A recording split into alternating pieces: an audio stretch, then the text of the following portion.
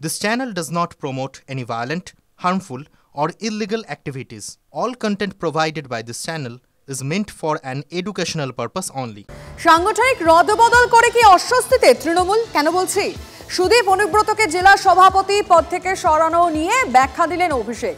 সবার প্রতিনিধিত্ব রাখতেই কোর কমিটি গঠন, কোথাও কোনো সমস্যা নেই, দাবি তৃণমূলের সর্বভারতীয় সাধারণ সম্পাদক অভিষেক বন্দ্যোপাধ্যায়। মমতা বন্দ্যোপাধ্যায় নিজে বলেছেন যে কোর কমিটিতে যারা ছিলেন সেখানে অনুব্রত মণ্ডলও থাকবে। গতকাল কোর কমিটির মিটিংও হয়েছে বীরভূমে, আপনারা দেখেছেন। এবং উত্তর কলকাতার ক্ষেত্রে সুদীপ বন্দ্যোপাধ্যায় চেয়ারম্যান রয়েছে, সেখানে 7 জন এমএলএ, তার সাথে অ্যাডিশনাল 2 জন ট্রেড ইউনিয়নের স্বপন সমাদ্দার এবং জীবন শাহ, তাদের 2 জনকে সংযোজিত করা হয়েছে এবং 9 জনের একটা কোর কমিটি করা হয়েছে।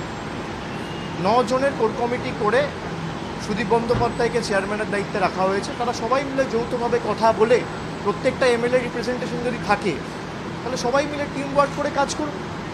এতে কার ক্ষমতা খর্ব হলো, কাকে বেশি পুরস্কৃত করা হলো, এটাকে এভাবে দেখা ঠিক না। কেউ রয়েছে কলকাতায়, কেউ রয়েছে কোনো জেলায়, কেউ গেছে কোনো তীর্থস্থান ভ্রমণে, সবাইকে তো 1,000 তলা আসতে 2 দিন টাইম লাগে। তো নিশ্চিতভাবে বীরভূমে যেমন গতকাল হয়েছে, অপেক্ষা করুন, নিশ্চিতভাবে উত্তর কলকাতাতেও হবে। জেলা সভাপতি পদ হারানো নিয়ে মুখ খুললেন অনুব্রত। পদ না পেলে অম্বল হবে এমন ধরনের মানুষ নই। মমতা ব্যানার্জি রাজ্যসভার মেম্বার করতে চেয়েছিলেন, চাইলে তখনই হয়ে যেতাম। পদের মায়া করি না, জেল যখন খেটেছে তখন কোনোদিনই অন্য দলে যাব না, ইঙ্গিতপূর্ণ মন্তব্য করেছেন অনুব্রত মণ্ডল। আমার পদ না পেলে অম্বল হবে এরকম ধরনের মানুষ নয়। আমার তো মমতা ব্যানার্জি রাজ্যসভার মেম্বার করতে চেয়েছিল, তখনই হয়ে যেত। আমি হলে তো অনেক আগে এমএলএ, এমপি, মন্ত্রী সবই হয়ে যেত। পদের ময় আমি করি না, আর পদ নিয়ে আমি চিন্তা ভাবনা করি।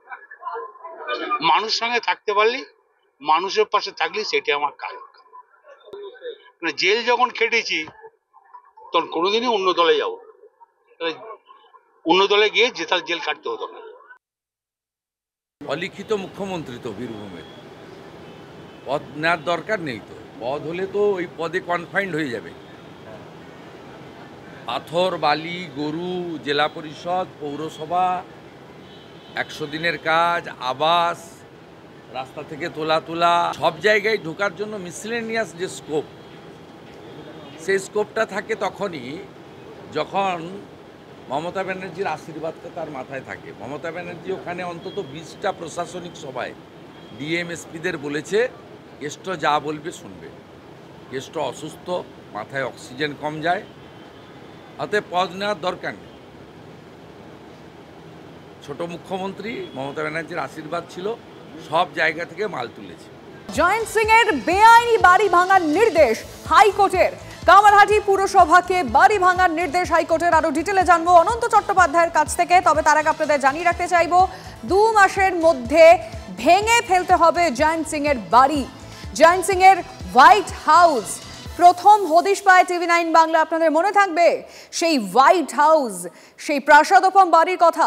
আরিয়াদহে জমি দখল করে বাড়ি তৈরির অভিযোগ আছে, সেই বাড়ি এবার ভাঙার নির্দেশ দিল হাইকোর্ট। কতদিনের মধ্যে ভাঙতে হবে, কি নির্দেশ, সব ডিটেল জানবো অনন্ত চট্টোপাধ্যায়ের কাছ থেকে। অনন্ত, দেখো লিমা, খুব ব্রেকিং নিউজ যে এই জয়ন্ত সিং এর বাড়ি যে নিয়ে বিতর্ক উঠেছিল, কামারহাটি পৌরসভাকে 8 সপ্তাহের মধ্যে আদালত থেকে নির্দেশ দিল যে হাইকোর্ট থেকে যে 8 সপ্তাহের মধ্যে তার বাড়ি ভেঙে ফেলতে হবে পুরসভাকে। আজকে কামারহাটি পুরপ্রধান অর্থাৎ গোপাল সাহা তিনি এই কথা আমাদেরকে জানালেন যে কামারহাটিতে যে জয়ন্ত সিং এর বাড়ি নিয়ে বিতর্কিত ছিল, যে বাড়ির কোনো কাগজপত্র ছিল না, যে বাড়ির কোনো পুরসভার প্ল্যান ছিল না, যে বাড়ির কোনো পুরসভার যে জলবাহিত জল তার কোনো প্ল্যান ছিল না, সেই বাড়ি ভেঙে দেওয়ার নির্দেশ দিল আদালত অর্থাৎ হাইকোর্ট। এবং এমনটাই জানালেন গোপাল সাহা।